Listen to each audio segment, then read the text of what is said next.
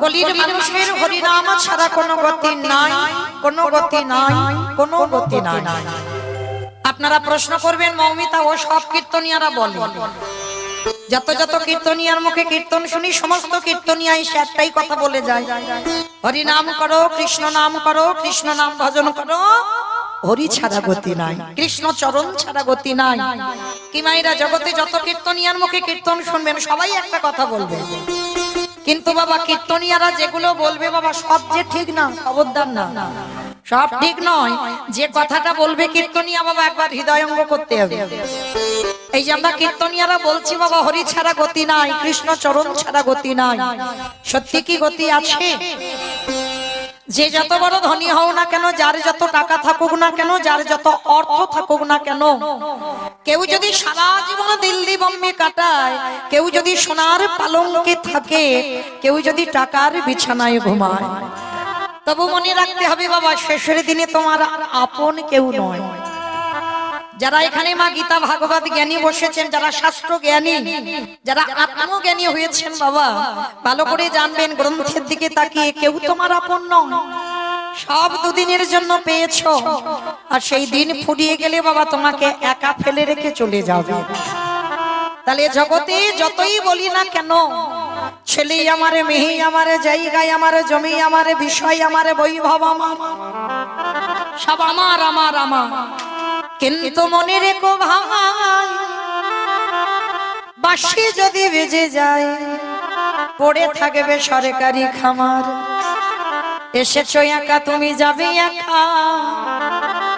যেদিন এসেছিলে মা এই সংসার তোমার পরনে একটা সুতো পর্যন্ত দিল না, আর যেদিন তুমি সংসার ছেড়ে চলে যাবে এই সংসার তোমার পরনে একটা সুতোও দেবে না।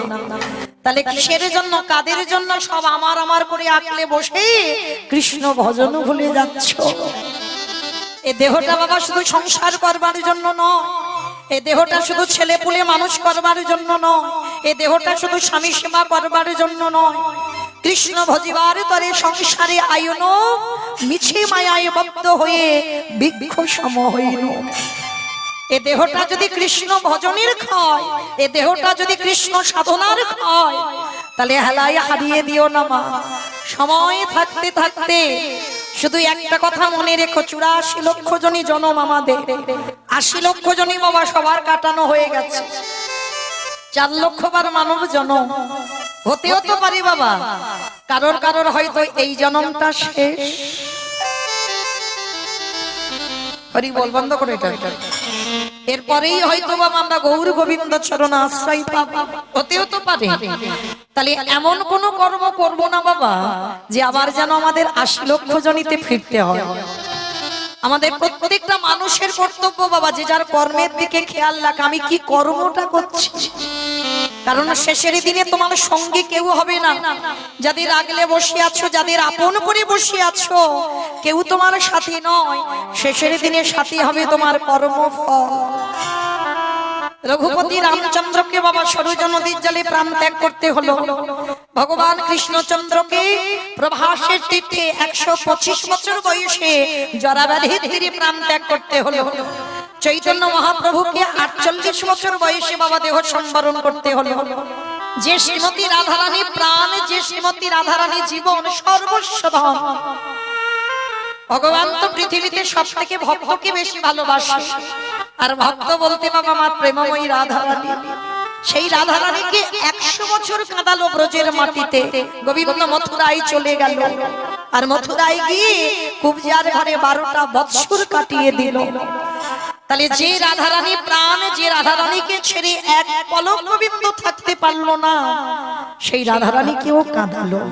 কেন? ভগবান বললেন এই পৃথিবীতে বাবা কর্মফলে শাস্তি তো ভোগ করতে হবে। তাহলে ভগবান নিজে নিজেকে ছেড়ে দিল না, নিজের মাকে ছেড়ে দিল না, প্রেমময়ী রাধারানীকে ছেড়ে দিল না। আর আপনারা আমরা তো তুচ্ছ, আপনাদের আমাদের ছেড়ে দেবে মনে করেছো? না জানি আমার ভগবান কি ব্যবস্থা বা কি বিচার করে রেখেছে। মহাভারতে গান্ধারীর যদি বাবা এই কর্মফলের জন্য 101টা ছেলে মেয়ে কুরুক্ষেত্রের মাঠে হারাতে হয়, যে গান্ধারী 108 জনম আগে একটা কুকর্ম করে ফেলেছিল, ভালো করে বিচার করে দেখেন মা, অনুভব করে। আমরা মনে মনে করলাম এ জন্মে একটা কুকর্ম করে ফেলেছি, আমি ছাড়া কেউ জানে না, আমি জানি আর আমার ভগবান জানে। কিন্তু মনে রেখো মা, কর্ম তো শাস্তি তো তোমায় পেতে হবে। যদি পুণ্যের ভাগ বেশি থাকে বাবা, শাস্তি তুমি এ জন্মে পাবে না, সামনের জন্মে পাবে না, কিন্তু কোনো না কোনো জন্মে ভগবান ঠিক তোমার রিটার্ন ফিরিয়ে দেবে। গান্ধারী 108 জন্ম আগে একটা অপরাধ করেছিল। এই অন্ধ ধৃতরাষ্ট্রের গান্ধারী ছিল ব্রাহ্মণ আর ব্রাহ্মণী। স্বামী স্ত্রীর বিয়ের পরে বাবা ফুলসজ্জার রাত্রিতে শয়নে যাবে, আর উপরে দেখছে একটা মাকড়সা জাল বিস্তার করে আছে। মাকড়সাটা গর্ভবতী ছিল মা। আর যারা বড় বড় মাকড়সা দেখেছো, দেখবেন পেটে একটা সাদা রঙের থলি থাকে না। তা ব্রাহ্মণী শয়ন করে আছে, ব্রাহ্মণকে ডেকে বলল, ব্রাহ্মণ দেখো যে মাকড়সাটা যে আমাদের দর্শন করবে, তাই কৃপা করে আজকের আমার মাইনা ওই মাকড়সাটাকে আমায় পেরে দিতে হবে। তো যখনই মাকড়সাটাকে পেরে দিল বাবা, ওই পেটে থেকে থলিটাকে টেনে ছিঁড়ে নিয়েছিল, আর ছিঁড়ে নিয়ে ওই ডিমটাকে মাটিতে আছাড় দিল।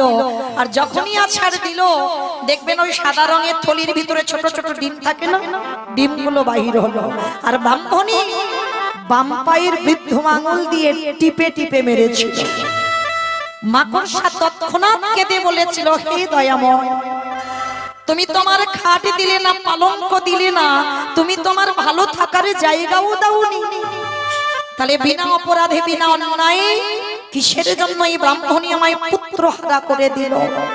তবে আমার ক্ষুদ্র প্রাণ হতে পারে, একদিনে যদি আমি তোমায় ভালোবেসে থাকি, একদিনে যদি তোমার চরণে আমার দেহ মন প্রাণ দিয়ে থাকি, আমি ওই ব্রাহ্মণীকে ছেড়ে দেব না।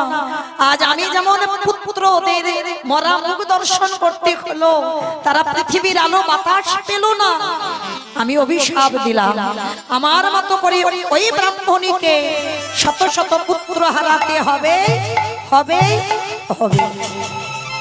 একটা মাকড়সার ডিমকে মেরে 108 জন্ম আগে ফিরে এলো, 108 জন্ম পর অন্ধ ধৃতরাষ্ট্র আর গান্ধারী কুরুক্ষেত্রের মাটি একটা নয়, দুটো নয়, তিনটে নয়, পুরো কুরু বংশটা ধ্বংস হয়ে গেল। তাহলে মায়েরা প্রত্যেকের খেয়াল রাখতে হবে কর্মের দিকে। এমন কর্ম করব না যে কর্মের জন্য বাবা আমাদের আবার সেই 80 লক্ষ জনিতে ফিরতে হয়। যেমন আমরা স্কুলে যাই বাবা, ক্লাস 1 2 3 4 মানে উপরে যাই, কেউ কি বাবা ক্লাসে উঠে আবার নিচে নামে না তো? তাহলে 84 লক্ষ জনি 80 লক্ষ ফেলে 4 লক্ষ বার দেবী দুর্লভ জনম। এই জনমটাকে বলছে মা দুর্লভ জনম, কোনো আজে বাজে জনম নয়। ভালো করে বিচার করে দেখেন, পশু পাখি খায়, আমরা মানুষও খাই। পশু পাখি তাদের সন্তান হয়, আমাদেরও সন্তান জন্ম দিতে হয়। পশু পাখি সকালবেলা হলে খাবারের জন্য বেরোয়, আমরা মানুষ জাতি সংসার চালাবার জন্য, রোজগারের জন্য আমাদেরও বেরোতে হয়। তাহলে পশু পাখিদের সঙ্গে তো আমাদের একেবারে হুবহু মিল আছে বাবা। তাহলে পশু পাখিটাকে দুর্লভ বলছে না, আমাদের মানুষ জাতিটাকে দুর্লভ বলছে কেন? কি গো মায়েরা, এই জন্মটাকে দুর্লভ বললো কেন? ওই পশু পাখির জন্মকে দুর্লভ কেন বললো না জানো? তাদের করণ দিয়েছে বটে ভগবানের বংশী রণামৃত শুনবার জন্য, তাদের নয়ন যুগলে দিল বটে ওই ভগবানের রূপ দর্শন করবার জন্য। কোন পাখির ডানা দিয়েছে বটে উড়ে যাবার জন্য, আমাদের থেকে দ্রুত যাবে। আবার পশুদের আমাদের থেকে এক্সট্রা দুটো চরণ দিয়েছে বটে। তাহলে সব দিল, তবু ওদের দুর্লভ বলছে না, আমাদের দুর্লভ বলছে কেন? কারণ তাদের বদনে দিয়েছে বটে, শুধু সেবা করিবার জন্য বদনে দিল। আরে আমরা মনুষ্য জন্মে বদনে পেয়ে, হরি বলার মতো বদনে পেয়ে, কৃষ্ণ বলেবার মতো বদনে পেয়ে, আমরা হাগরে বলে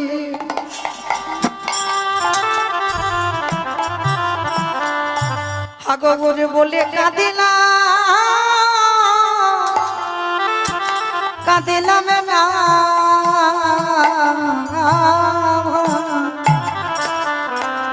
হরি বলার মতো নিতাই গৌর প্রেমানন্দে হরি বল হরি বল হরি বল।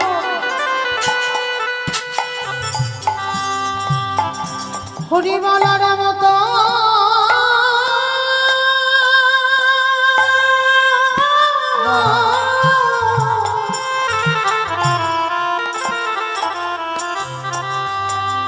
হরি বলা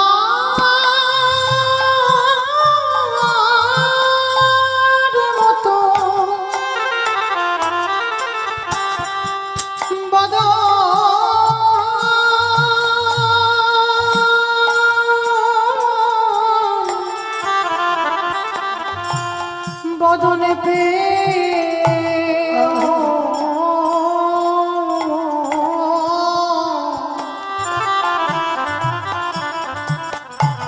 একেবারে কৃষ্ণ বলে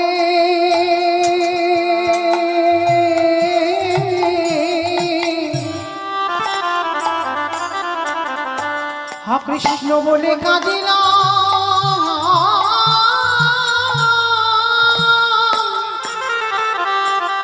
কাঁদিলাম না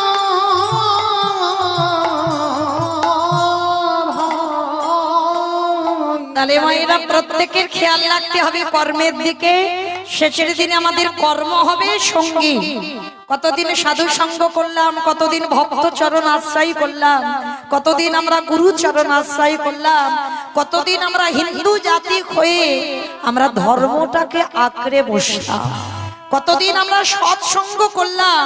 এই ভালো ভালো কর্মগুলো আমাদের সঙ্গী হবে। তবে মা আমি মৌমিতা, আমার একটা গ্যারান্টি আছে, আর একজন আমাদের সাথী হবে। কে জানো? জানি না আপনাদের এই পূর্ব বর্ধমানে নিয়ম আছে কিনা মা, তবে আমার ডায়মন্ড হারবার এলাকায় নিয়ম আছে। মানুষের মৃত্যুর পর কিছু সাথে দাও বা না দাও, দুটো জিনিস ভাড়া করতে হয়। যার বাড়িতে থাকবে তো উত্তম, আর যার বাড়িতে নাই দুটো জিনিস ভাড়া করতে হয়। জানি না আপনাদের এখানে আছে কিনা নিয়মটা।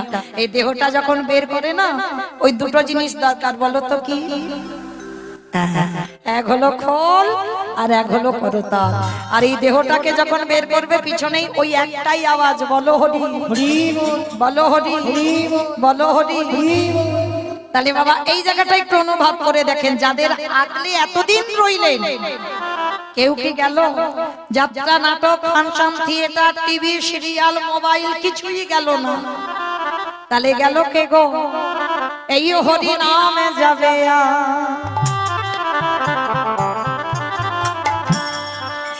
আমাদের পচা দেখো দেহ যাবে, যেদিন ভব পারি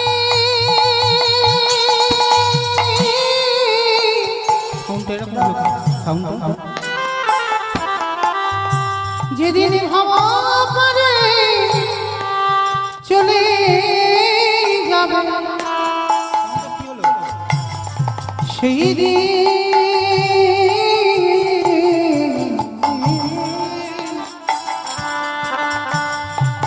সেই দিন নামে যাবে।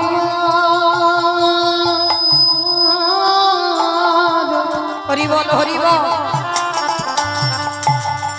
আরে পচা দেহ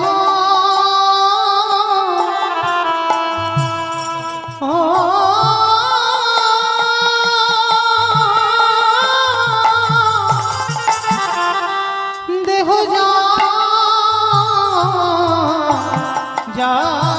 আস্তে। তাহলে চলেন আমরা সবাই গুরুচরণ আশ্রয় করে আজকে যাবো শ্রীধাম নদিয়া নবদ্বীপ ধাম। বাবা যে যাই গাই না কেন বাবা, নদিয়াতে না গেলে কীর্তন হবে না। কেন হবে না? এটা আমার কথা নয় বাবা, চৈতন্য চরিতামৃত গ্রন্থে কবিরাজ কৃষ্ণদাস গোস্বামী লিখলেন, সংকীর্তন পিতা শ্রীকৃষ্ণ চৈতন্য, সংকীর্তন যজ্ঞে তারে যেই ভজে সেই বড় ধন্য। তাহলে যারা নিমন্ত্রিত করে এনেছেন তাদেরও যাতে মঙ্গল হয়, আমার মতো কীর্তনী আমার সম্প্রদায়দের যাতে মঙ্গল হয়, দূর দূরান্ত থেকে ভক্তবৃন্দ যারা পদধূলা দিয়েছেন তাদেরও যাতে মঙ্গল হয়, এই গ্রামবাসীদের যাতে মঙ্গল হয়, সবার মঙ্গলার্থে আগে আমার দুটো ছেলেকে ডাকতে হবে। তবে আমার নয় মা, আমাদের। আমার বললে আমার ব্যক্তিগত হচ্ছে, মানে আমাদের মানে সবার। এক হলো আমার নিতাই চাঁদ, এক হলো আমার গৌর চাঁদ। সত্যতে নারায়ণ, ত্রেতাতে রাম, তারপরে কৃষ্ণ, কলিতে হলো গৌরাঙ্গ। তাহলে কৃষ্ণ যে কলিতে গৌর হলো বাবা, কার ডাকে এসেছিল? শান্তিপুরের মাটিতে বুড়ো অদ্বৈত আচার্য গোসাই, মানে কোন সাধারণ ভক্তের ডাকে আসেনি বাবা, শান্তিপুরের বুড়ো মালি। তাহলে এখানে আমাদের একটা প্রশ্ন রয়ে যায় বাবা, পৃথিবীতে ভক্তের তো অভাব ছিল না, হাজার হাজার ভক্ত আছে, লাখ লাখ ভক্ত আছে, কোটি কোটি ভক্ত আছে, ভক্তের অভাব নয়। তাহলে ভগবান সেই গোলক পরিত্যাগ করে যে এলো, তাহলে কার ডাকে এসেছিল? একেবারে সেই শান্তিপুরের বুড়ো মালি। তাহলে শান্তিপুরের বুড়ো মালিটা কে বাবা? যার একটা নাম হচ্ছে মৃত্যুঞ্জয়। ও মাইরা, কোন ঠাকুরকে মৃত্যুঞ্জয় বলে গো? কালী ঠাকুরকে। কালী ঠাকুরকে মৃত্যুঞ্জয়, শিব ঠাকুরকে, বাহ, শিব ঠাকুরকে বলা হচ্ছে মৃত্যুঞ্জয়। কেন না? সত্য, ত্রেতা, দ্বাপর এই তিন যুগে আমার বাবার রূপ পরিবর্তন হয়নি, একই আমার বাবা। ওই শিব রূপে তিন যুগে আছে, সত্যতে শিব, ত্রেতাতে শিব, দ্বাপরে শিব। আর ওই শিব, ওই বাবা ভোলানাথ পরম বৈষ্ণব। 12 জন বৈষ্ণবের মধ্যে বাবা বৈষ্ণবের আচার্য এই যে অদ্বৈত আচার্য গোসাই, যিনি হচ্ছেন পরম বৈষ্ণব বাবা ভোলানাথ।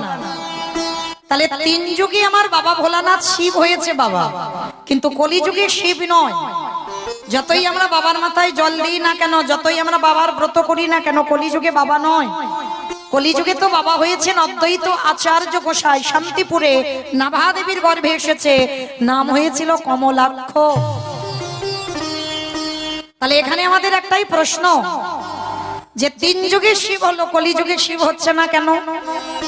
আমরা তো শিব মূর্তি অনেকে পূজা করি, কিন্তু শিব তো নয়। এখানে যদি হাজার হাজার ভক্তকে জিজ্ঞেস করা যায়, শিব চতুর্দশী ব্রত পালন করি, শ্রাবণ মাসের ব্রত পালন করি, কিন্তু একজন ভক্তকে জিজ্ঞেস করে দেখো যে অদ্বৈত সপ্তমী কজন পালন করেন? এটা কলিযুগ। বাবা ভোলানাথ তো অদ্বৈত আচার্য গোসাই, কিন্তু সেই অদ্বৈত সপ্তমী বাবা এখানে অনেকে জানেই না কবে হয়ে যায়, কবেই হয়ে যায় জানে না। কিন্তু এখানে প্রশ্ন, কিসের জন্য কলিযুগে এলো না বাবা শিব রূপটা ধারণ করে? তার কারণ ছিল। কারণটা কি? এই কারণের কথা জানতে গেলে বাবা সবাইকে একটুখানি যেতে হবে মহাভারত। এই মহাভারতে যুধিষ্ঠির মহারাজ করেছিল রাজস্বী যজ্ঞ। এই যুধিষ্ঠির মহারাজের যজ্ঞেতে ভগবান কৃষ্ণ নিজে দাঁড়িয়েছিলেন, আর নিজে দাঁড়িয়ে থেকে বাবা সবাইকে দায়িত্ব দিয়েছিল কে কোন কাজটা করবে। যেমন ধরুন আমার এই বাবারা কীর্তন করাচ্ছেন, একা একার দ্বারা কি সম্ভব? অনেক বাবা ঠাকুর আছে, দাদা ভাইরা আছে, ভাইরা আছে, সবাইকে এক একটা দায়িত্ব দেওয়া হয়েছে, প্রত্যেকে সেই দায়িত্ব পালন করছে। তো এই যে রাজস্বী যজ্ঞে যুধিষ্ঠির মহারাজ দাঁড়িয়ে দিচ্ছিল, কিন্তু ভগবান কৃষ্ণ সবাইকে দায়িত্ব দিয়েছিল কে কোন কর্মটা করবে। আর সমস্ত কর্ম যখন ভাগাভাগি করে দিচ্ছেন, যুধিষ্ঠির মহারাজ বলল, কৃষ্ণ, অকৃষ্ণ, তুমি তো সবাইকে দায়িত্ব দিচ্ছ, কৃষ্ণ তুমি নিজে কোনো দায়িত্ব পালন করবে না? ভগবান আমার একটু মুচকি হেসে বলল, কে বলেছে পালন করব না? সবাইকে তো একটা করে কাজ দিয়েছি। আর জানো আমি কৃষ্ণ আমার জন্য আলাদা করে দুটো দায়িত্ব ফেলে রেখেছি। সে কি? সবাই করবে একটা করে কাজ, আর কৃষ্ণ তুমি তোমার নিজের বেলায় দুটো কাজ। কি কাজ করবে কৃষ্ণ? বলে, জানো দাদা, এই যজ্ঞে যত ভক্ত আসবে, এই যজ্ঞে যত সাধুগুরু বৈষ্ণব আসবে, আমি কৃষ্ণ দয়াময় হয়ে সবার প্রথমে নিজের হাতে তাদের চরণ যুগলাগে ধৌত করে দেব। সবার প্রথমে আমার কর্ম হবে প্রত্যেকের চরণ যুগল ধৌত করা। যখনই কথাটা বলেছেন যুধিষ্ঠির মহারাজ চমকে উঠেছে। অসম্ভব। কৃষ্ণ কে কোন জাতের মানুষ আসবে, কে নিচু জাত, কে উঁচু জাত, জাতির ঠিক নেই, আর তুই সবার পা ধোয়াবি। ভগবান হেসে বললেন, যুধিষ্ঠির দাদা, আমার তো কোনো কালেই জাতির বিচার ছিল না। কি বাবা, ভগবানের যদি জাতের বিচার থাকতো না, তাহলে সবরী মাস একটা চন্ডাল খুলে জন্ম, সবরী মার হাতের ফল খেতে। যে ধীবরের কাষ্ঠের নৌকা স্বর্ণে পরিণত করে দিল, নবদ্বীপের মাটিতে মলয় চাঁদ কাজী বিধর্মী মুসলমান তাদেরকে কৃপা করলো। ভগবান কোনোদিন জাতির বিচার করেনি বাবা, কে নিচু জাত, কে উঁচু জাত। জাতির বিচার যদি হতো বাবা, এখানে দেখবেন যদি অন্য অনুষ্ঠান হতো না, জানি না আপনাদের বর্ধমানে হয় কিনা, আমার ডায়মন্ড হারবার এলাকায় হয়, যদি একটা বড় বড় যাত্রা নাটক হয় না, বড় বড় ফাংশন হয়, মাঝখান থেকে বাঁশ বেঁধে দেওয়া হয়, একদিকে নারী একদিকে পুরুষ। কিন্তু মহাপ্রভু আমার জাতি ধর্ম নির্বিশেষে, কে নারী কে পুরুষ ভেদাভেদ নেই। এখানে বসে একটাই কথা অনুভব করতে হবে বাবা, কেউ পুরুষ নয়। এই যে আমি একটা নারী জাতি কীর্তন গাইছি, কেউ যদি মনে মনে অনুভব করেন আমি একজন পুরুষ, তাহলে বাবা কীর্তন শোনা বা কীর্তন গাওয়া সবটাই বিফল হয়ে যায়। এখানে যারাই বসে আছে বাবা, সবাই প্রকৃতি, সবাই নারী জাতি, পুরুষ একজন, আমার অনাদিরাদি গোবিন্দ। যদি বলেন এটা আমার কথা না, আমি বলছি না। মীরাবাই একদিন দেখা করতে গিয়েছিল বৃন্দাবনে সনাতন গোস্বামীর সঙ্গে। ষোড় গোস্বামীর মধ্যে এক গোস্বামী হচ্ছে সনাতন গোস্বামী। তো দেখা করতে গিয়ে যেই না বলেছে, তোমাদের বাবাজিকে একটু খবর দাও, আমি মীরা এসেছে, একটু দেখা করতে চাই। সনাতন প্রভু শোনা মাত্র বলে উঠলো, গিয়ে বলে দাও আমি নারী বদন দেখি না। মীরাবাই যে ভজন সাধিকা, যে গিরিধারী ছাড়া কিছু জানতো না, সেই মীরা একটাই কথা বলেছিল, তোমাদের ওই প্রভুকে গিয়ে প্রশ্ন করো, তিনি আবার পুরুষ হলেন কবে যে নারী বদন দেখে না। এ জগতে যারাই আছে বাবা, সবাই তো প্রকৃতি, সবাই নারী জাতি, পুরুষ একজন আমার গিরিধার, আর কেউ পুরুষ নয়। যার জন্য বাবা যত যত ভজনীয় সাধনীয় আছে, সমস্ত পুরুষ কিন্তু গোপী ভাবে ভজন করেছে, কেউ পুরুষ ভাবে নয়। আর গোপী ভাবে ভজন করলে গোপী ভাবের আনুগত্যে ভজন করতে হবে। প্রথমে তোমাকে আসনে বসে অনুভব করতে হবে আমি বৃন্দাবনের একজন ব্রজগোপী, আমি নারী। আর এই নারী ভাবে যদি ভজন করো, তবেই বাবা তোমার ভজন তাড়াতাড়ি গোবিন্দ চরণে যায়। যারা যারা ভজনের ঊর্ধ্বে গেছে বাবা একটু লক্ষ্য করবেন, শাস্ত্রের দিকে তাকিয়ে সবাই কিন্তু গোপী ভাবেই আমার ভগবানকে পেয়েছে। তাহলে এখানে জাতির বিচার নয়, আমাদের একটাই জাত, আমরা হলাম কৃষ্ণ চরণের দাস। আর আমরা এখানে কেউ পুরুষ নয়, আমার ভগবান একজন পুরুষ, আর সবাই হচ্ছে প্রকৃতি। তাহলে প্রকৃতির নারী ভাবেই আজকে কীর্তন শুনতে হবে। তাহলে ভগবান কৃষ্ণ যুধিষ্ঠির মহারাজকে বলছে, যুধিষ্ঠির দাদা, আমার কোনো কালেই জাতের বিচার ছিল না, আমি সবাইকে কোল দিয়েছি, সবাইকে প্রেম দিয়েছি। একটা গাছ যে কথা বলতে পারে না তাকেও প্রেম দিয়েছি, পশু পাখি তাদেরকেও প্রেম দিয়েছি, নাম দিয়েছি। তা যুধিষ্ঠির মহারাজ বলছে, কৃষ্ণ তুমি আজকে ওই পা ধোয়ার দায়িত্বটা কেন নিচ্ছ? ভগবান যজ্ঞের মধ্যে দুটো দায়িত্ব নিয়েছিল বাবা। প্রথম দায়িত্বটা হচ্ছে ভক্তদের পা ধোয়া। আচ্ছা, এই জায়গাটা আমার একটু অনুভব করে দেখেন, ভগবান যিনি বিশ্বের স্রষ্টা মালিক, যার কথায় মরা গাছে ফুল ফোটে, যার কথায় শুকনো গাঙে উজান বয়, যার কথায় মরা মানুষ প্রাণ ফিরে পায়, সেই ভগবান আজকের পা ধোয়ার দায়িত্ব নিয়েছে। নিজে আচরি ধর্ম জীবেরই শিখায়, নিজে না করলে ধর্ম জীবকে শিখানো না যায়। এই যে বাবা যে জায়গাটায় আমরা দাঁড়িয়েছি না, আমরা কীর্তনিয়ারা সবাই এই কথাটা বলি বাবা, নিজে আচরি ধর্ম জীবেরই শিখায়, নিজে না করলে ধর্ম জীবকে শিখানো না যায়। কিন্তু যারাই যারাই শিক্ষা দেয় বাবা তাদের নিজেদের আচরণই ঠিক নয়। আমি যদি নিজে হাগৌর প্রাণ কৃষ্ণ বলে না কাঁদি, তাহলে বাবা আমার কথা শুনে বাবা কেউ কাঁদবে বলে মনে হয়? আমি নিজেই যদি সাধুগুরু বৈষ্ণবদের সম্মান না করি, আমার কথা শুনে কারো শিক্ষা হবে বলে মনে হয়? আমি যদি গুরুজনদের সম্মান না করি, আমি যদি আমার পিতামাতাকে শ্রদ্ধা ভক্তি না করি, আমার কথা শুনে বাবা কারোর চৈতন্য হবে বলে মনে হয়? সবার আগে অনুভব রাখতে হবে বাবা, নিজেকে ঠিক হতে হবে, তারপরে তুমি অন্যকে শিক্ষা দেবে। তাই তো আমার ভগবান কৃষ্ণচন্দ্র রাজস্বী যজ্ঞে আজকের পা ধোয়ার দায়িত্বটা নিচ্ছে। কেন? নিজে কর্ম করে সমাজকে শেখাচ্ছে। ওরে কলিরজি, আমাকে দেখে সে ভগবান বোঝাতে চাইলো মা, প্রত্যেকটা মানুষের কর্তব্য বাবা, আমরা বিশ্বাস করি না এগুলো, এগুলো মানতে চাই না, কিন্তু আপনারা যেন মনে করবেন না মা মৌমিতা জ্ঞান দিতে এসেছে বড় বড় কথা বলে। না, আমি জ্ঞান দিতে আসিনি মা, আপনারা জানেন আমি একটু মনে করাতে এসেছি। আগেকার দিনের নিয়ম ছিল, আমি দেখতাম বাড়িতে যদি গুরুজনেরা আসতো না, সবার আগে বাবা পা ধোবার ব্যবস্থাটা করা হতো। আমি নিজে চোখে আমার ঠাকুমাদের দেখতাম, যদি বয়স্ক লোকেরা আসতো, আত্মীয় পরিজন ব্রাহ্মণ বৈষ্ণব কেউ যদি আসতো, সবার আগে পা ধোয়া, তারপরে বসতে দেওয়া, তারপরে জল সেবা, এগুলো তো পরে, সবার আগে পা ধোয়াতে হয়। কিন্তু বাবা সেই পুরানো সংস্কৃতি গুলো আমরা সবাই ভুলে যাচ্ছি। আমরা বাড়িতে গুরুজনেরা এলে আমরা আর পা ধোয়ার ব্যবস্থা করি না। কেন? যত বাবা সিনেমা সিরিয়াল দেখে আর তাদের মতো আচরণ হয়ে যায়। তবে আমি অধম কীর্তনিয়া চরণ ধরে বলে যাব মা, বাড়িতে যদি গুরুজনেরা আসে, সবার আগে মা একটু পা ধোয়ার ব্যবস্থা করবে।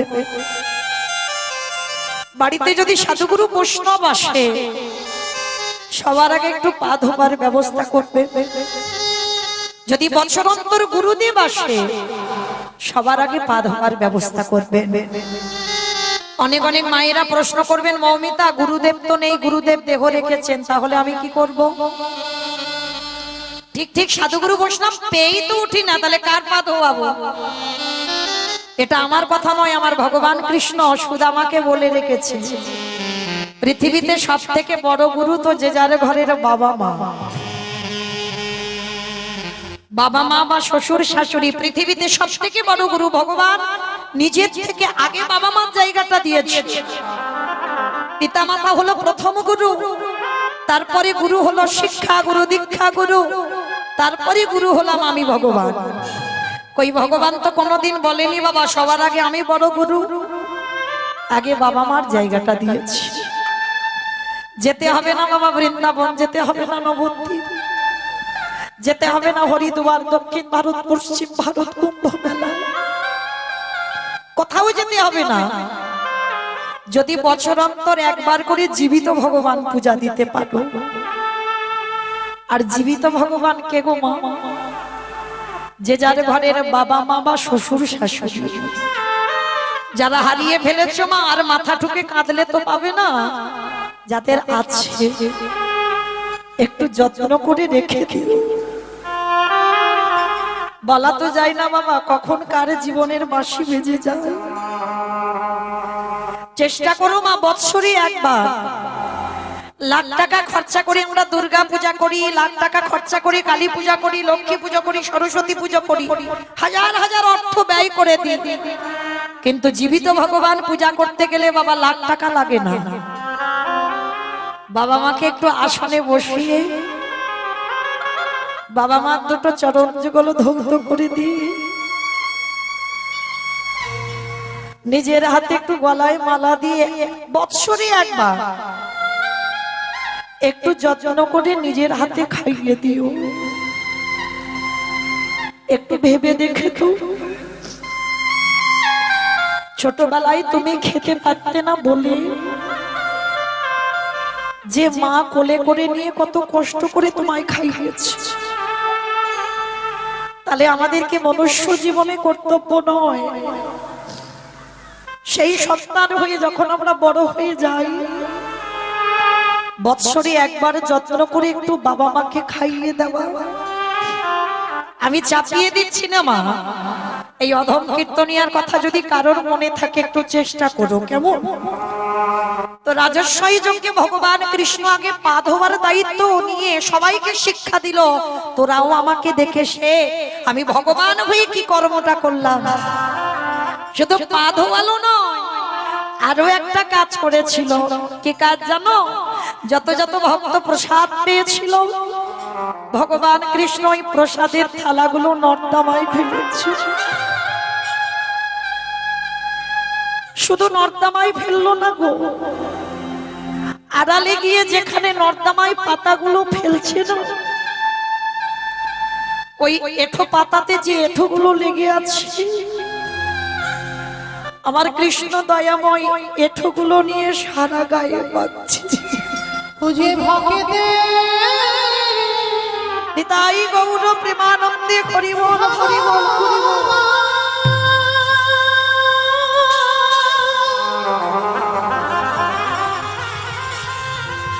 বুঝে ভক্ত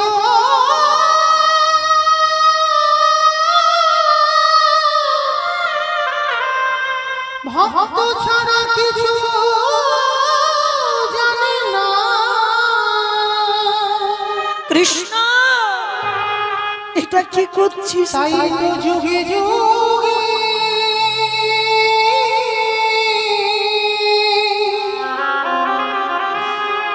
বুঝে ভক্তের কাছে ছুটে আসে। ভগবান হয়ে ভক্তদের এঁঠো গায়ে মাখছে বাবা, আর আমরা কলির মানুষ সেই এঁঠো নিয়ে কত বাদ বিচার করি, তাই না? কেউ যদি বাবা কোনো অনুষ্ঠানে একটু এঁঠো পাতাগুলো ঘাটাঘাটি করে তাড়াতাড়ি করে এসে স্নানটা করলে তবে যেন শুদ্ধ হয়, আর আমার ভগবান কৃষ্ণ রাজস্বই যজ্ঞে ভক্তদের এঁঠো সারা গায়ে মাখছে। আড়াল থেকে যুধিষ্ঠির মহারাজ দেখে বলছে, কৃষ্ণ কৃষ্ণ এটা তুই কি করছিস? ভক্তদের পা ধোয়াচ্ছ, এগুলো মেনে নেওয়া যায়। ভক্তদের এঁঠো পাতা পরিষ্কার করছে, এগুলো মেনে নেওয়া যায়। কিন্তু কৃষ্ণ ভক্তদের এই এঁঠোগুলো কেন গায়ে মাখো? আমারে ভগবানে হেসে বলল, দাদা এ যে হলো আমার কর্মফল। যুধিষ্ঠির মহারাজ বলছে, সে কি কৃষ্ণ তুমি আবার কর্ম খারাপ করো? বলে, করি না। এই জগৎ সংসারে সবাই তো পাপ করে, স্বয়ং ভগবান যার ইশারায় জগৎ চলছে সেই ভগবান বলছে সবাই তো পাপী, পাপ করে। আর তুমি কি জানো ওগো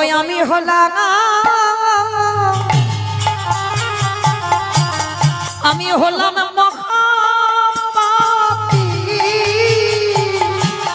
নিতাই গৌর হরি বল হরি বল।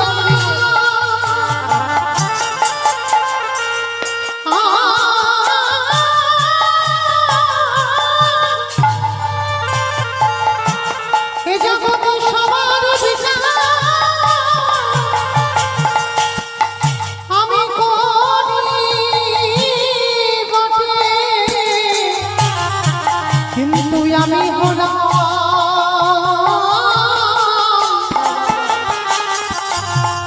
আমি হলাম মহাপাপী। যুধিষ্ঠির মহারাজ বলছে, কৃষ্ণ তুমি নিজেকে পাপী বলছো কেন? বলে, কেন পাপী বললাম জানো? এই জগৎ সংসারের মাঝে আমি সিংহাসনে বসে সবার বিচার করি, আরে আমি ভগবান হয়ে যাদের যাদের বিচার করি। বলো বলো যুধিষ্ঠির দাদা, ওগো আমার বিচার করবে কে গো? জগতে সবার বিচার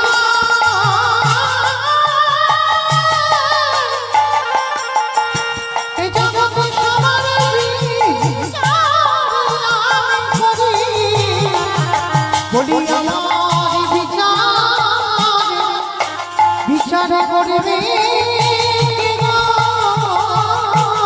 ভগবান হেসে বলছে আমার মতো পাপী আর কেউ নেই। আচ্ছা মাইরা, আপনাদের কি মনে হয় ভগবান নিজেকে বলছে মহাপাপী? যুধিষ্ঠির মহারাজ বলছে সে কি, তুমি আবার কি পাপ করেছো? বলে পাপ আমি এই দাপরে যুগে কৃষ্ণ হয়ে করি না। তাহলে কবে করেছো? বলে ত্রেতা যুগে রঘুপতি রামচন্দ্রের অবতারে, রাম অবতারে পাপ করেছো। কি পাপ? বলে আমি একটা মুনিপুত্রকে হত্যা করলাম। বাবা মুনিপুত্রটাকে বিশ্বেশ্বর মুনির ছেলে, যার নাম ছিল রাবণ। আর সেই রাবণকে বধ করেছিল রঘুপতি রামচন্দ্র অকাল বোধন দুর্গা পূজা করে। যে দুর্গা পূজাটা হয় বাবা কার্তিক আশ্বিন কার্তিক মাসে না, ওই পূজাটা তো রাম করেছিল। কেন? রাবণের মৃত্যুর জন্য। আর সেই রাবণকে বধ করে আমার রঘুপতি রামচন্দ্রের মাথা থেকে পা পর্যন্ত সর্বাঙ্গ পাপী। সেই পাপ কবে ধৌত করছে? কৃষ্ণ অবতারে যুধিষ্ঠির রাজস্বই যজ্ঞে। আর ওই রাজস্বই যজ্ঞে বাবা ভগবান কৃষ্ণ দাঁড়িয়ে থেকে সবার পা ধোয়াচ্ছে। শুধু পা ধোয়াচ্ছে নয়, মানে এই যেমন আমরা কীর্তন গাইছি বাবা, চারিদিকটা ফাঁকা, চারিদিক থেকে লোক আসতে পারবে, কিন্তু রাজস্বই যজ্ঞের এমন প্যান্ডেল বাবা, প্রথম দরজায় আমার কৃষ্ণ। মানে আসতে গেলে মানে কৃষ্ণের চোখে ধুলো দিয়েই তবে আসতে হবে। দাঁড়িয়ে আছে অগ্নিদেব, পবনদেব, বরুণদেব, ইন্দ্র, ইন্দ্রাণী, ব্রহ্মা, সাবিত্রী, শিব, দুর্গা, সব পরপর লাইন দিয়ে আছে। এমন সময় জগৎজননী মা দুর্গা আমার বাবা ভোলানাথকে ডাকছে, প্রাণনাথ। মা তো বাবাকে প্রাণনাথই বলে ডাকতো, ও প্রাণনাথ এইদিকে এসো। বলে কি হয়েছে পারু? বলে চলো কৃষ্ণ পা ধোয়াবে, চলো পা দুটো একবার ধৌত করে নি। শোনা মাত্র বলে হলেন পার্বতী তোমার মাথা ঠিক আছে তো? কৃষ্ণ পা ধোয়াবে আর আমার মতো পাপীর পা দুটো বাড়িয়ে দেব? বাবা ভোলানাথ বলছে শোনো পার্বতী, তোমার যদি ইচ্ছে করে তুমি এইখানে দাঁড়াও, আমার পা তো কৃষ্ণ ধোয়াতে পারবে না। অমাইরা এই কথা বলি আমার পরম বৈষ্ণব বাবা ভোলানাথ প্যান্ডেলের বাইরে চলে গেছে। আর আড়ালে গিয়ে মনে মনে চিন্তা করলো কৃষ্ণের চোখে ধুলো দিয়ে যজ্ঞে যেতে হবে, কিন্তু ধুলোটা দেব কি করে? আর পিছনে গিয়ে মনে মনে ভাবছে দাঁড়া একটা ব্যবস্থা তো করতে হবে। আর চিন্তা করতে করতে বাবা ধুম করে একটা কুকুর হয়ে গেল। আর কুকুর হয়ে মনে মনে চিন্তা করলো কৃষ্ণের পায়ের তলা থেকে গলে ভিতরে চলে যাব। এইবার আড়ালে গিয়ে কুকুর হয়ে গুটি গুটি পায়ে আসছে, আর কৃষ্ণ তো হেঁট হয়ে পা ধোয়াচ্ছে। আর পিছন থেকে এসে সবে আমার কৃষ্ণের পায়ের মধ্যে দিয়ে আমার বাবা ভোলানাথ কুকুর হয়ে সবে মাত্র মাথাটাকে, আর যেই না মাথাটা দেওয়া আমার ভগবান কৃষ্ণ, তার মতো চালাক তো পৃথিবীতে কেউ নেই। দুটো হাঁটু নিয়ে কুকুরের কানের কাছে, এইবার দেখ কেমন লাগলো। আমার সঙ্গে চালাকি করা তো, এই যেই না কানের কাছে চেপে দিয়েছে, এবার কুকুর কি করবে? কেউ কেউ করবে না, বারবার বলছে কৃষ্ণ ছেড়ে দে, কৃষ্ণ ছেড়ে দে, কৃষ্ণ ছেড়ে। বলে ছাড়বো বলে ধরি নাই। হে বৈষ্ণব হে বৈষ্ণব, হে বৈষ্ণব তোমার মতো বৈষ্ণবীর দুটো চরণ ধোয়ালে বোধহয় আমার কম হতো। তাই তো কৃপা করে করুণা করি আমার জন্য আরো এক্সট্রা দুটো জুড়ে দিয়েছো। আমার বুঝেছো? শিব ঠাকুরের কটা পা? দুটো পা। আর কুকুরের কটা পা? চারটে পা। ভগবান বলছে হে বৈষ্ণব, তোমার মতো বৈষ্ণবের দুটো পা ধোয়ালে আমার জীবনে কম হতো। ওই জন্য ভগবান হাসছে আর বলছে ওই জন্য আমার জন্য আরো এক্সট্রা দুটো জুড়েছো। এবারে দাও দাও চাটা তুমি বাজাইলে নিতাই গৌর হরি বল হরি বল। আমার বৈষ্ণব গোসাই বলি দাও দাও চরণ বাড়াই দাও। বলি আরে তোমার চরণ ছাড়ব না বলি দাও দাও চরণ বাড়াই দাও। বলি এই তোমার চরণ হৃদয়ে ভরে না। বলি ওই চরণের দাস হলাম নিতাই গৌর হরি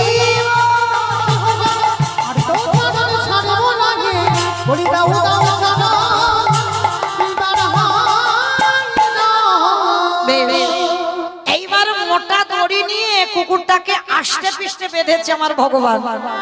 ও মাইরা, আমরা তো কৃষ্ণ ভগবানকে সেবা করি, আর আমার ভগবান কাউকে পূজা করে না। আমার ভগবান কৃষ্ণ কার পূজা করে?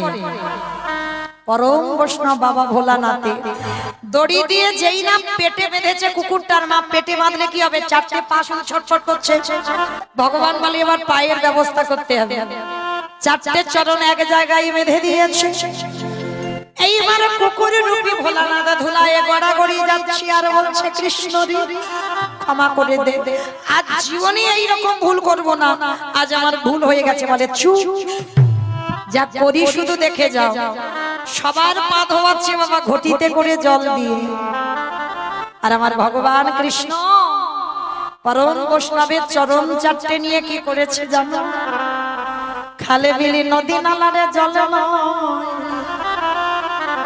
বাচ্চে কি জগতের কোন জলে নয়। তাহলে কোন জল দিল ভগবান কৃষ্ণ ভোলানাথের পায়ে? আজ চোখের জলে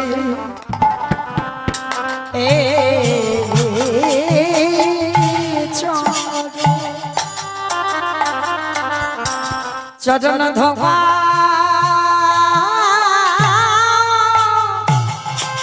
ধোয়া কিসে হে বৈষ্ণব কৃপা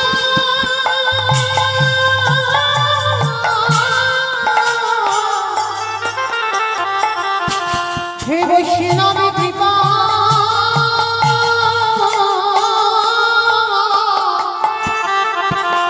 কৃপা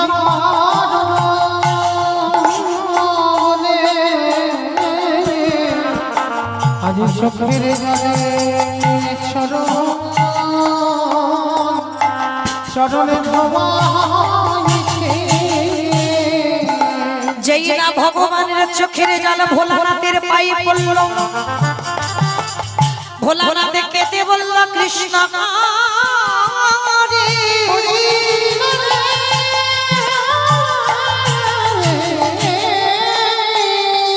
এই জন্মে যে অপরাধ করে ফেললাম, তুই ভগবান হয়ে তোর চোখের জল আমার মতো কুকুরের পায়ে পড়ল। আমি কথা দিলাম আগত কলিযুগে কোনদিন আমি আর এই শিব রূপ ধরব না। আস্তে বাবা ঠাকুর, আমার প্রশ্নটা কি ছিল? সত্যতে শিব, ত্রেতাতে শিব, তারপরে শিব, কিন্তু কলিতে নয়। কলিতে হয়েছে অদ্বৈত আচার্য গোসাই। রূপ পরিবর্তন কেন পরিবর্তন হলো? এটাই হলো তার কারণ। কৃষ্ণ এই রাজস্বায়ী যজ্ঞে যেমন তোর চোখের জল আমার মতো কুকুরের পায়ে, আমি কথা দিলাম আগত কলিযুগে আমি শিব নয়, আমি হব অদ্বৈত আচার্য গোসাই। তুই আমার কৃষ্ণ নয়, তুই হবি নদী আর নিমাই চাঁদ। ওই নদী আর নিমাই চাঁদ। আমি 12 বৎসর তুলসী ভাষায় তোকে আহ্বান করব। পৃথিবীর কারোর ডাকে নয়, আমার ডাকে তোকে ধরায় নামতে হবে। তোর থেকে 52 বছরের বড় হই, তোর থেকে 52 বছরে আগে এসে মাটি পরিষ্কার করে রাখবো। সেই গোলক থেকে তুই নামবি ভুলকে।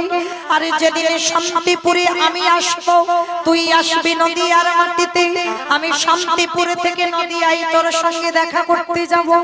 যেদিন তুই আর আমি দুজনে মুখোমুখি হব, এই যে রাজস্বায়ী যজ্ঞে যেমন তোর চোখের জল আমার মতো কুকুরের পায়ে পড়লো, আজ থেকে আমি ঋণী হয়ে থাকলাম। যেদিন নদী আই তুই গৌর কবি, আমি শান্তিপুরে কমলাক্ষ হব। দীক্ষা নেবার পরে নাম হবে অদ্বৈত। যেদিনে তোর সঙ্গে প্রথম সাক্ষাৎ হবে, ওরে এমনি করে চাচা আমি ধোবাইব নিতাই গৌর হরিব।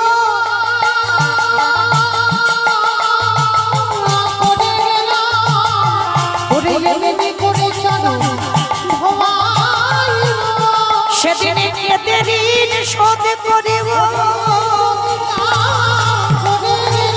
সেদিন আমি কেঁদে চরণ ধোবাইব। সেদিন চরণ ছাড়া করিস না নিতাই গৌর হরিব হরিব।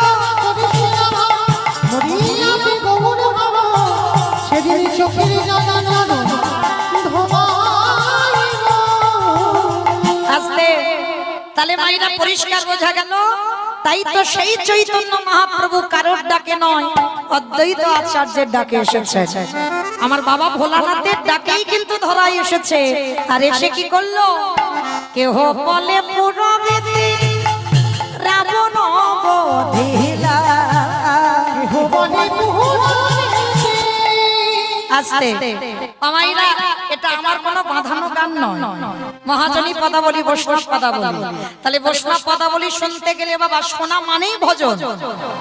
তাহলে কীর্তন শুনতে গেলে প্রভুর জন্য একটু কাজকর্ম তো করতে হয়। জানো তো কাজগুলো কি কি? জানো? জানো না? শঙ্করধ্বনি, উলুধ্বনি, আর যাদের যাদের হাত এসেছে, যাদের আসেনি বলবো না, আমার সবার হাত আছে। যাদের আছে কই একবার দেখাও তো। নিতাই গৌর প্রেমানন্দে হরি হরি। বাহ, সবার হাত আছে কই, এবার একটু উলুধ্বনি দাও। কেহ বলে পুরবেতে রাবণ বধিলা। কেহ বলে পুরবেতে আমার গোরা রে। গোরা গোরা রে।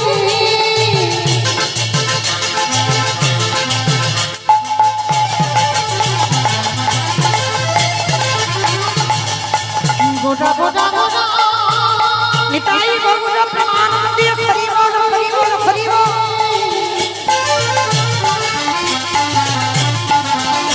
ওই নদিয়ার চাঁদে গোরা গোরা। গোরা গোরা গোরা গোরা রে। কেহ বলে পুরবেতে রাবণ বধিলা। কেহ বলে পুরবেতে রাবণ বধিলা। ও গোলকের বৈভব লীলা প্রকাশ করিলা। ওই গোলকের বৈভব লীলা প্রকাশ করিলা। গোলকের বৈভব লীলা প্রকাশ করিলা।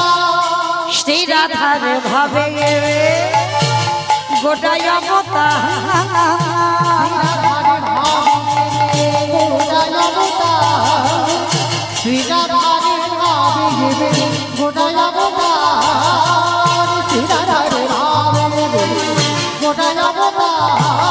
ও গো হরে কৃষ্ণ নামে গৌরে করিলা প্রচার।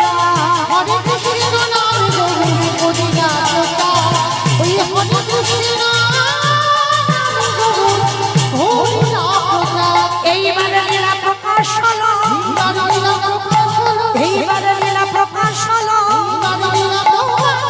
গোলকের বৈভবে লীলা প্রকাশ করিলা।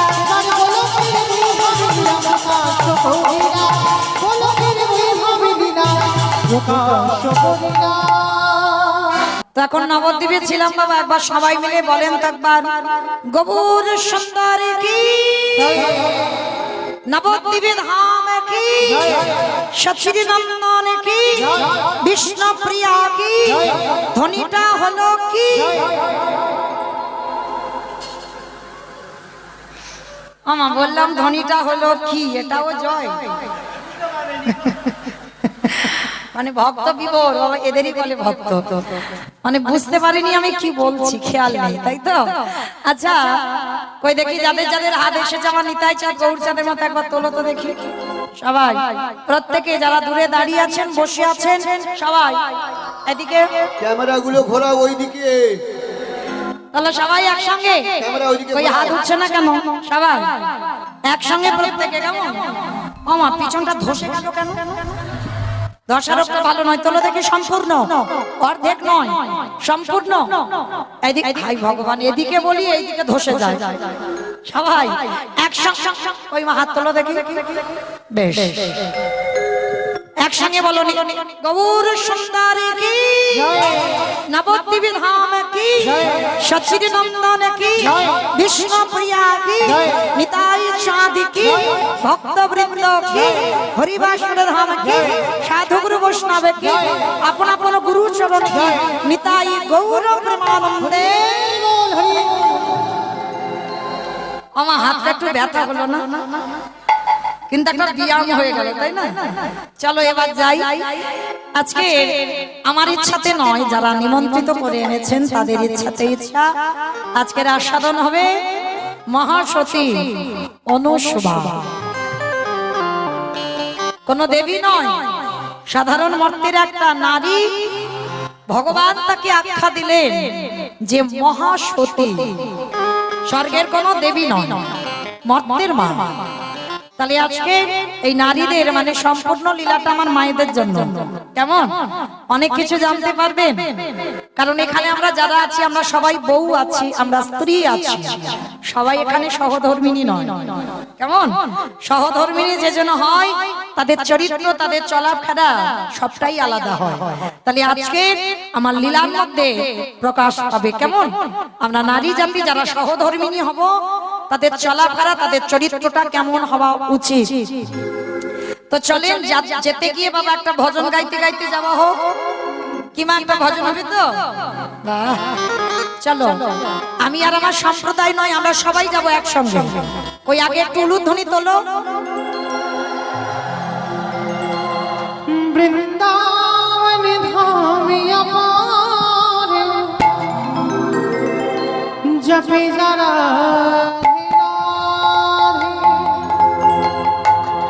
রাধে अलवेली सरकार जपे जा राधे राधे वृंदावन धाम अपार जपे जा राधे राधे राधे अलवेली सरकार जपे जा राधे राधे वृंदावन धाम अपार जपे जा राधे राधे राधे अलवेली सरकार जपे जा राधे राधे जपे जा राधे राधे भज जा राधे राधे हे जा राधे राधे भज जा राधे राधे राधे अलवेली सरकार जपे जा राधे राधे वृंदावन धाम अपार पे जा राधे राधे राधे अलवेली सरकार। আমাইরা আমি যাব, আপনারা যাবেন না? আমি আর আমার সম্প্রদায় যাব, আর কেউ যাব না? যাব তো? তো যারা যারা যাব কই দেখি আমার সঙ্গে একবার আর একবার কান মুলে বলছি মা কালীর দিব্যি, আর বলবো না। সবাই দেখি একবার হাত দুটো তোলে, একসঙ্গে তালে তালে করো তালি। কেমন? तू वृंदावन में आया राधा नाम लगायो वृंदावन में आया राधा नाम लगायो वृंदावन में आया राधा नाम लगायो तेरे जीवन की भीका तेरा राधे राधे जय जय राधे राधे राधे राधे ओ राधे राधे বৃন্দাবন মে। আমা বলছো সব মনে মনে বলছো, জোরে জোরে বলছো? শুনে নাও মা, যারা যারা সকাল থেকে কৃষ্ণ নাম করেছো, কৃষ্ণ নাম করলে বাবা শেষের দিনে বিচার হবে। চিত্রগুপ্ত বিচিত্রগুপ্তকে দেখে বলা, এই খাতাটা দেখো তো কি করেছে জগৎ, একবার দেখে। কিন্তু কেউ যদি আমার রাধাচরণের দাস হয় তার বিচার হবে না। চিত্রগুপ্ত বিচিত্রগুপ্তকে দেখে বলবে না জোর খাতাটা খুলে দেখো কি করেছে। রাধারানী এত করুণাময়ী, একেবারে চরণে ঠাঁই দিয়ে দেয়। তাহলে সারাদিন যদিও আমরা রাধা শব্দ যদি উচ্চারণ না করে থাকি, এই হরিবাসরে বসে রাধারাম জপ করা মানে আমাদের কৃপা পাওয়া। কৈতল দেখি একসঙ্গে হাত। আমার সম্প্রদায় বলবে না, আমি বলবো আর আপনারা বলবেন। কেমন? জোরে জোরে বলবেন। কেমন?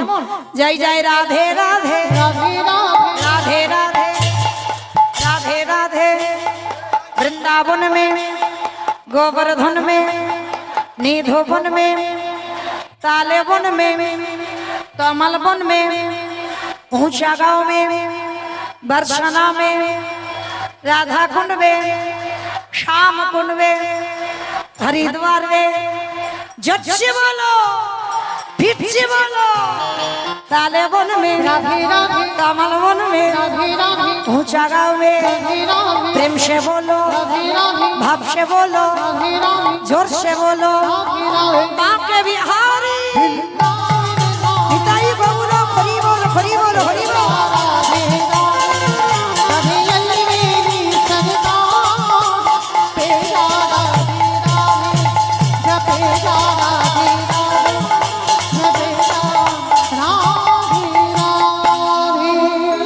प्रेम से बोलो राधा रानी की ধুর জয়টা হয়নি এত ভক্তের এই নাকি জয় আমার জায়গাটার নাম কাশীপুর কাশীপুর বাহ আচ্ছা মা তোমাদের এই কাশীপুরে শাশুড়ি বৌমাতে ঝগড়া টগড়া হয় না হয় না ভালোই হয় বেশ আচ্ছা ওই ঝগড়ার সময় যে গলাটা বার হয় একটু বের করে দেখো তখন তো ভাসুর আর শ্বশুর সামনে যদি দাঁড়ায় লজ্জা থাকে না গলার আওয়াজ এত জোর ওই আওয়াজটা একবার বের করো একটু জোরে বলো রাধা রানী কি তার মানে ঝগড়া হয় বৃন্দাবনেশ্বরী কি যমুনা মাইয়া কি নন্দগাঁও কি ऊंचा गाँव की बरसानम की भक्तवृंद की हरिवासर धाम की साधु गुरु वैष्णव की अपन अपन गुरु चरण की निताई गौर प्रेमानंदे।